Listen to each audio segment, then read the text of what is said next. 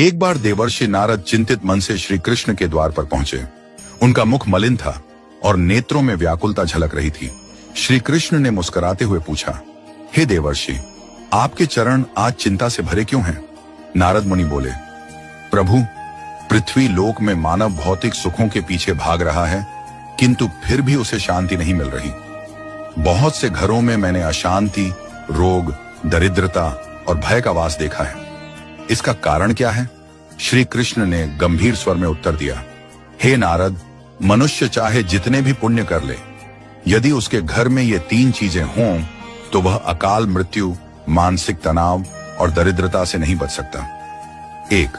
टूटी हुई मूर्तियां या देव प्रतिमाएं। श्री कृष्ण बोले, चाहे वह किसी भी देवता की मूर्ति हो, यदि वह खंडित हो जाए तो उसे तुरंत विसर्जित कर देना चाहिए।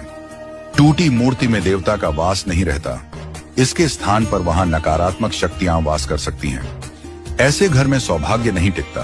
दृष्टांत, एक बार देवदत्त नामक व्यक्ति ने एक पुरानी शिव प्रतिमा को मंदिर से निकालकर अपने घर में स्थापित कर दिया, जो दुर्भाग्यवश खंडित थी।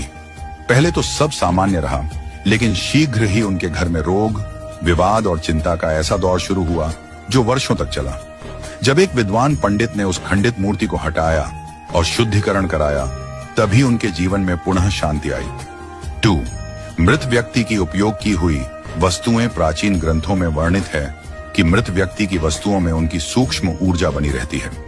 जब हम उन्हें अपने घर में संजो कर रखते हैं तो वह ऊर्जा हमारे चारों ओर प्रभाव डालती है। इन वस्तुओं से पितृदोष और मानसिक अवसाद पनप सकते हैं। दृष्टांत, देवदत्त के पिताजी का निधन हुआ और उनके वस्त्र, जपमाला, आसन को स्मृति के रूप में घर में रखा गया। धीरे धीरे परिवार में एक अजीब भारीपन और मानसिक तनाव का वातावरण बनने लगा। घर के बच्चों को डरावने सपने आने लगे। जब एक संत ने बताया कि उन वस्तुओं का विसर्जन आवश्यक है और विधि पूर्वक गंगा जल से शुद्धिकरण कर उन्हें हटाया गया, तब जाकर पुनः संतुलन लौटा।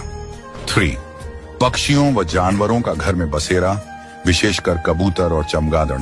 श्री कृष्ण ने कहा, प्रकृति के जीवों के साथ सह अस्तित्व में रहना उचित है, परंतु यदि वे आपके घर के भीतर स्थायी रूप से बस जाएं, तो यह ऊर्जा संतुलन को बिगाड़ देता है। कबूतर और विशेष रूप से चमगादड़ तमसिक ऊर्जा के संवाहक होते हैं। उनका घर में निवास भय, रोग और दरिद्रता को आमंत्रित करता है। श्री कृष्ण का समाधान, जो व्यक्ति अपने घर में शुद्धता, पवित्रता और सात्विकता बनाए रखता है, वह स्वयं ही सभी प्रकार की नकारात्मकता से मुक्त रहता है। हर सुबह दीप प्रज्वलन, तुलसी पूजन, सुगंधित धूप और मंत्रोच्चार से घर में